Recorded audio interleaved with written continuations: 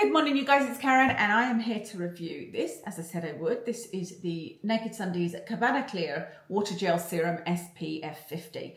I've been having pretty good experiences with sunscreens lately. I think this is the first one that I've got a small negative to say about, and it may be, maybe I'm having good experiences because I've kind of opened my horizons, widened my horizons, as you'll see when you see the ingredients, because I used to really just be only mineral or new chemical sunscreens. So I'm trying out some other ones just to see. This is £25, or was £25 for 30 ml, so it's kind of mid-price range, not too crazy. The ingredients are avobenzone, homosalate and octisalate. Those are the main sunscreen ingredients. So not ideal for me personally. I would like to avoid avobenzone and homosalate. Octisalate I'm not so bothered about. Anyway, enough said about that. That could be a whole video in itself. But there's no fragrance or alcohol in here, and it is vegan and cruelty free. So that's great. Okay, I'm going to read you the claims, what they say about this product. They say that it's an innovative, completely clear, hydrating, water-based SPF serum with zero silicone. That seems to be the thing that is the big kind of seller. It's lightweight, quick drying, hydrating, antioxidant-filled, powerful SPF 50. Blends into the skin seamlessly with a satin finish. Interesting. Made for all skin types and skin tones, especially great for sensitive skin and men with beards. Interesting. Clear water-based formula is free of silicones, fragrance, dyes, and a pill-free formula that is great under makeup as a base.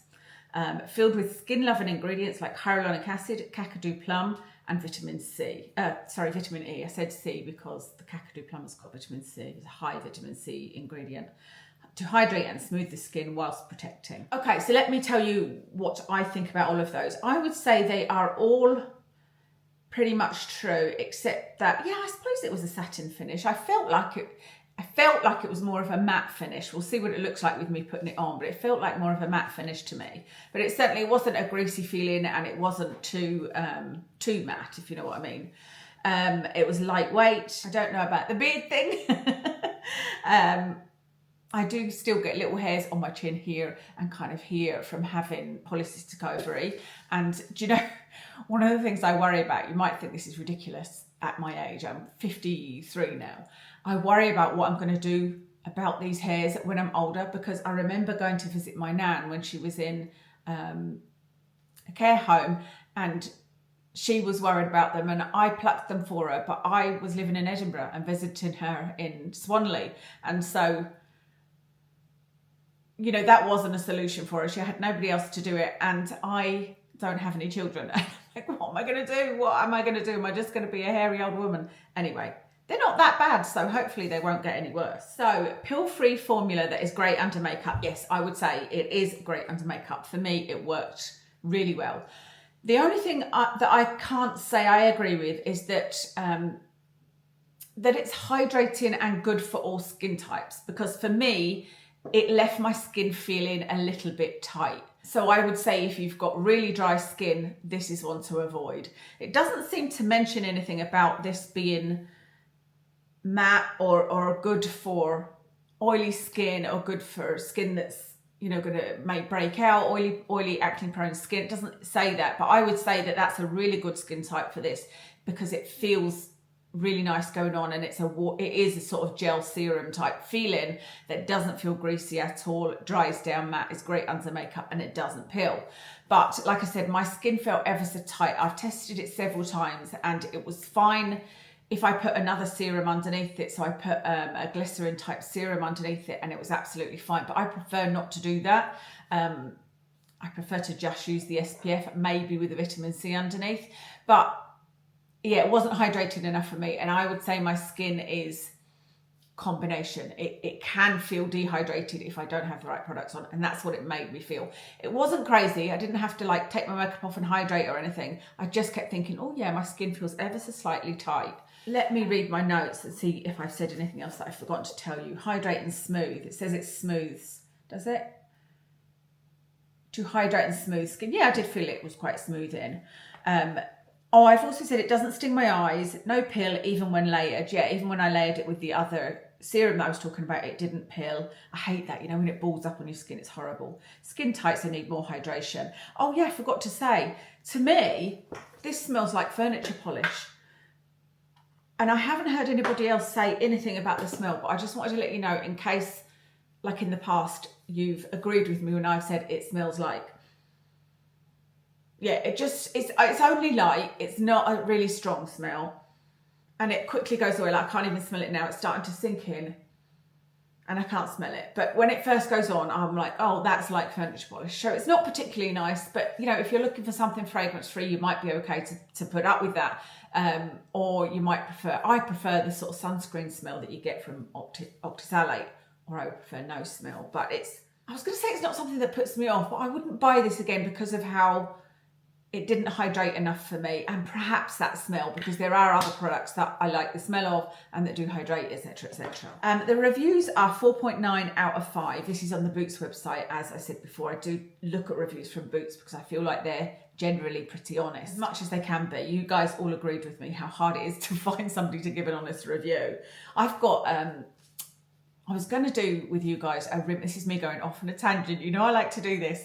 I was going to do a Rimmel haul and review because I don't know how I found out, but found out that Rimmel are cruelty free.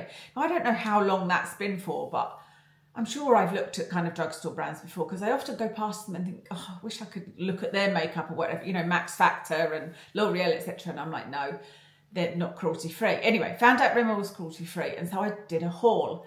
I think out of the 7 items that I bought, I've got 2 that are good. And I thought, is it now worth doing a video? Is it worth me doing a video telling you, this isn't good, this isn't good, this isn't good? You know, it's mostly negative. Let me know what you think. Happy to do that. So the reviews on this have 4.9 out of 5. So really, really good reviews on this. So I looked up the bad ones. I had a look at the ones that were like 1 out of 5. And they said that what they didn't like was it sits on the skin, and somebody else said that they found it really greasy. But there's like a couple of reviews saying that, so not very many at all. I don't know how anybody would find this greasy. To me, it's not in the slightest bit greasy, but maybe if you've got really, really oily skin, I don't know.